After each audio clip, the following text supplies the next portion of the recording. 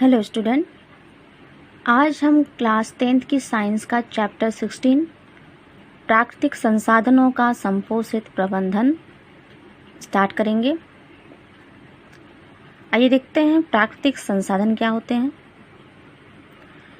प्राकृतिक रूप से प्राप्त वस्तुएं जिनका उपयोग मानव करता है प्राकृतिक संसाधन कहलाते हैं।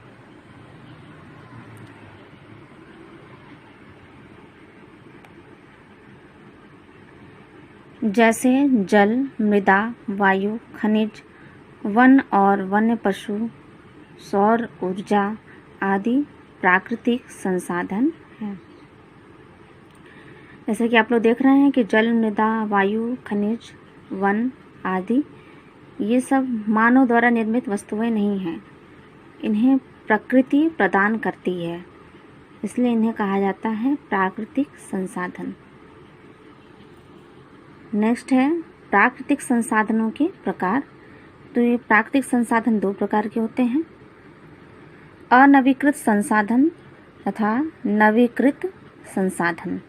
अनवीकृत संसाधन क्या होता है? ऐसे संसाधन जिनकी पुनः स्थापना की सहज क्षमता नहीं होती है, या फिर वे संसाधन जिनको नष्ट होने के बाद पुनः प्राप्त नहीं किया जा सकता, अनवीकृत संसाधन कहलाते हैं। यानी कि अनवीकृत संसाधन ऐसे संसाधन होते हैं जो एक बार नष्ट हो गए प्रयोग के बाद, तो फिर उन्हें हम पुनः प्राप्त नहीं कर पाएंगे। जैसे कोयला, पेट्रोलियम, लोहा, खनिज पदार्थ आदि। जैसे कोयला पेट्रोलियम है, खाद्यान्नों द्वारा निकाला जाता है, तो एक निश्चित समय के बाद फिर ये कोयला, पेट्रोल, लोहा या अन्य खनिज पदार्थ ये नष्ट हो जाएंगे, और नष्ट होने के बाद फिर इन्हें प्राप्त करना इतना संभव नहीं है, क्योंकि इनके बनने में लाखों करोड़ों वर्षों का समय लगा है। ठीक है, तो इसलिए इन संसाधनों को कहा जाता है अनवीकृत संसाधन। अनवीकृत संसाधन को समाप्य संसाधन भी कहा जाता है। समाप्य संसाधन यानी कि जो समाप्त हो जाए या समाप्त होने के बाद जिसको हम पुनः प्राप्त न कर सकें। ठीक है, चलिए नेक्स्ट है हमारा नवीकृत संसाधन। तो ऐसे संसाधन जिनकी पुनः स्थापना की सहज क्षमता होती है, या फिर ऐसे संसाधन जिनको उपयोग के बाद पुनः प्राप्त किया जा सकता है, उन्हें नवीकृत संसाधन कहते हैं। यानी कि नवीकृत संसाधन ऐसे संसाधन होते हैं जो एक बार उपयोग अगर कर ले जाएं तो उन्हें हम कई बार उपयोग कर सकते हैं। इनके नष्ट होने की संभावना कम है। ठीक है, इनकी नष्ट होने की जो दर है वह अनवीकृत संसाधनों की अपेक्षा बहुत कम है। जैसे कि मृदा, जल, वायु एवं वन्य जीव इत्यादि। नवीकृत संसाधनों को असमाप्य संसाधन भी कहते हैं। असमाप्य संसाधन मतलब जो समाप्त ना हो, लेकिन ऐसा नहीं है। अत्यधिक अगर दोहन किया जाएगा किसी भी वस्तु का तो वो समाप्त होगा। जैसे मृदा है, मिट्टी का अधिक उपयोग किया जाएगा तो उपजाऊ मिट्टी क्या नष्ट नहीं होगी? बिल्कुल होगी, उपजाऊ मिट्टी नष्ट हो जाएगी। जल का अत्यधिक उपयोग करने से, जल को बर्बाद करने से जल नष्ट हो सकता है। वन है, वन में रहने वाले पेड़ पौधों को अगर लगातार कटाई की जाएगी उनका, और उन्हें एक पेड़ को काटने के बाद नया पेड़ अगर नहीं लगाया जाएगा तो क्या पेड़ खत्म नहीं होंगे? बिल्कुल खत्म होंगे। इसी प्रकार से वायु है। वायु आप लोग जानते हैं कि कई गैसों का मिश्रण होती है। वायु में कई गैसें एक निश्चित अनुपात में मिली होती हैं। तो वायु प्रदूषण के द्वारा क्या होगा? इन गैसों का संतुलन बिगड़ेगा, तो इससे वायु की गुणवत्ता में कमी आएगी। ठीक है, अब नेक्स्ट है गंगा सफाई योजना। तो गंगा को प्रदूषण मुक्त करने के लिए इस योजना को लाया गया है, और ये योजना 1985 में प्रारंभ की गई थी। देख लेते हैं कि गंगा हिमालय स्थित उद्गम गंगोत्री से बंगाल की खाड़ी में गंगा सागर तक 2500 किमी तक की यात्रा करती है और इसके किनारे स्थित 100 से अधिक नगरों का कचरा, जैसे कि औद्योगिक हो गए, घरेलू आदि इसमें मिलता रहता है, जिससे इनमें रहने वाले जलीय जीव विलुप्त की कगार पर पहुंच गए हैं और गंगा का जल प्रदूषित होता जा रहा है। देख रहे हैं कि 100 से अधिक नगरों का कचरा जो है इसमें मिलता है। गंगा के किनारे 100 से अधिक नगर स्थित हैं, तो नगर में जो औद्योग धंधे जो लगे हुए हैं या नगरों में रहने वाले जो लोग हैं उनके घरों का कचरा इसमें डाला जा रहा है। इसके अलावा गंगा एक क्या बोलते हैं, प्रसिद्ध नदी भी है। इसके अलावा ये एक अत्यंत पवित्र नदी भी मानी जाती है, जिसके कारण इसमें मृत शवों को प्रवाहित किया जाता है। इसके अलावा मृत व्यक्तियों की राख आदि को भी प्रवाहित किया जाता है, जिसके कारण भी ये दिन प्रतिदिन प्रदूषित होती जा रही है।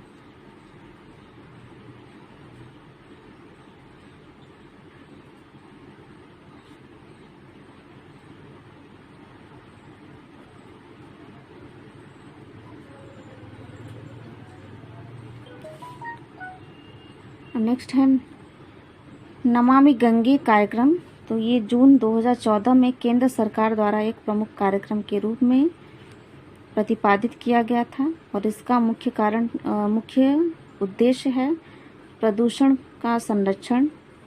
से संरक्षण करना और राष्ट्रीय नदी गंगा के कायाकल्प के प्रभावी न्यूनीकरण के उद्देश्यों को पूरा करने के लिए इसको शुरू किया गया था।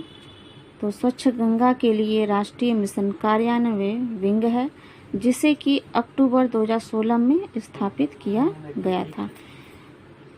ये याद रखने वाली चीज़ें हैं, कभी कभी पूछा जा सकता है इसमें से। नेक्स्ट है जल गुणवत्ता का निर्धारण।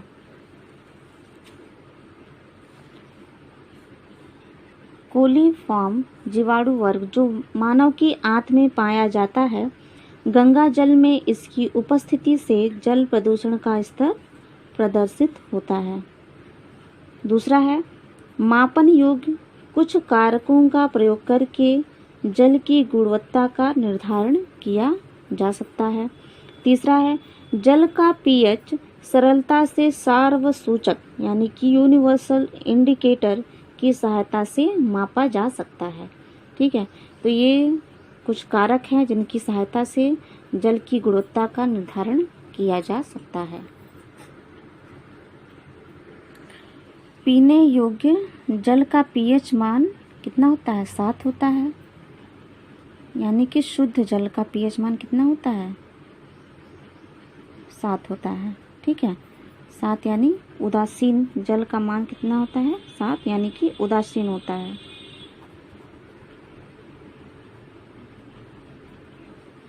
और इस 7 से जब मान नीचे जाने लगता है तो यानी कि जो विलयन है वो अम्लीय होता है, और इस 7 से जब मान ऊपर जाता है यानी कि किसी विलयन का मान अगर 7.5, 8, 9, 10 इत्यादि इस तरह से आगे बढ़ता है तो यानी कि विलयन क्या होता है? वो विलयन क्षारीय होने लगता है।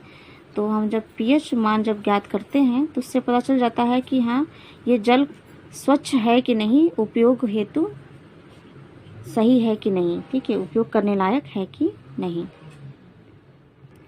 नेक्स्ट है पर्यावरण संरक्षण के लिए 5 प्रकार के आर। ये 5 प्रकार के आर क्या हैं देख लेते हैं। रिफ्यूज मतलब इनकार करना, रिड्यूस कम उपयोग, रीयूज पुनः उपयोग, रीपर्पस पुनः प्रयोजन तथा रीसाइकिल पुनः चक्रण।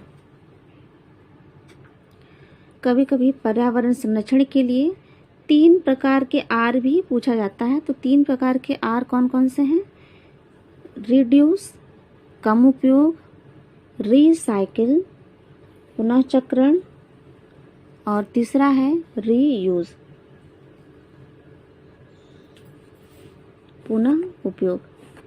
तो जब 5 आर पूछा जाएगा तो 5 आर हम refuse, reduce, reuse, repurpose, recycle बताएंगे, और जब 3R पूछा जाएगा तो हम बताएंगे रिड्यूस, रिसाइकिल और रीयूज़ के बारे में। ठीक है, चलिए देख लेते हैं। रिफ्यूज़ यानी इनकार, जिन वस्तुओं की आवश्यकता ना हो उनको इनकार करना, या फिर उन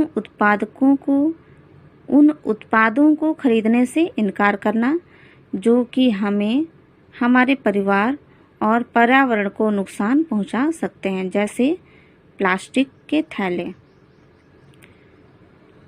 दूसरा है रिड्यूस, कम उपयोग, ज़रूरत से ज़्यादा किसी वस्तु का उपयोग न करना, जैसे कि आवश्यकता न होने पर बल्ब और पंखे को बंद रखना, टपकने वाले नल की मरम्मत करना, तथा जितनी भूख हो उतना ही भोजन करना।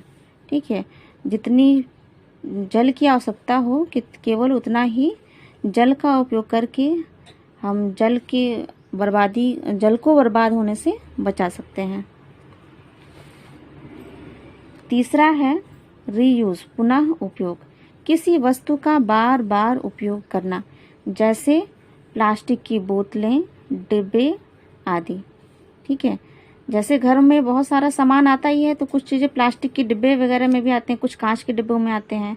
तो जब वो सामान उसमें, जब ये वस्तु उसमें ख़त्म हो जाती है, समाप्त हो जाती है, तो उन डिब्बों को साफ़ करके हम फिर से उसमें कोई अन्य सामान उसमें रख सकते हैं। तो इससे हम उस डब्बे का उपयोग फिर से कर सकते हैं। नेक्स्ट है रीपर्पज़, पुनः प्रयोजन, जब कोई वस्तु जिस उपयोग के लिए बनी है उस उपयोग में नहीं लाई जा सकती, तब उसका उपयोग अन्य कार्य के लिए किया जा सकता है, जैसे कि टूटे फूटे चीनी मिट्टी के बर्तनों में पौधे उगाना। और चीनी मिट्टी के बर्तन ही क्या, जैसे कोई टूटा फूटा पुराना डब्बा हो या फिर कोई अन्य बर्तन हो, तो उसमें भी हम पौधे लगा सकते हैं। तो इस प्रकार से इनका हम फिर से प्रयोग कर सकते हैं। नेक्स्ट है रिसाइकिल या पुनः चक्रण, किसी वस्तु के उपयोग के बाद उन वस्तुओं को अन्य उपयोगी वस्तुओं में परिवर्तित करके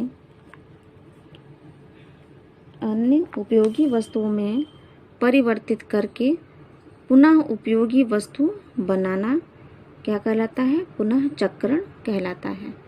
जैसे कि प्लास्टिक, कागज, कांच, धातु की वस्तुएं आदि। जैसे कि प्लास्टिक ही है तो प्लास्टिक की थैलियाँ अगर बहुत ही ज़्यादा मात्रा में, तो हम उनका उपयोग प्लास्टिक के अन्य सामानों का बनाने में किया जा सकता है।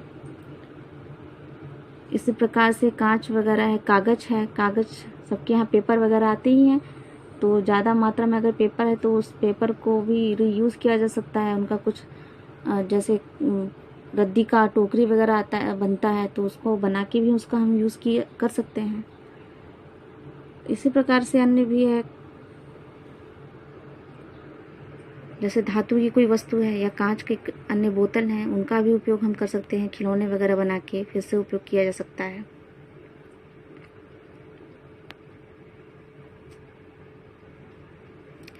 तो चलिए आज की क्लास में हम इतना ही पढ़ते हैं, नेक्स्ट हम अगली क्लास में पढ़ेंगे।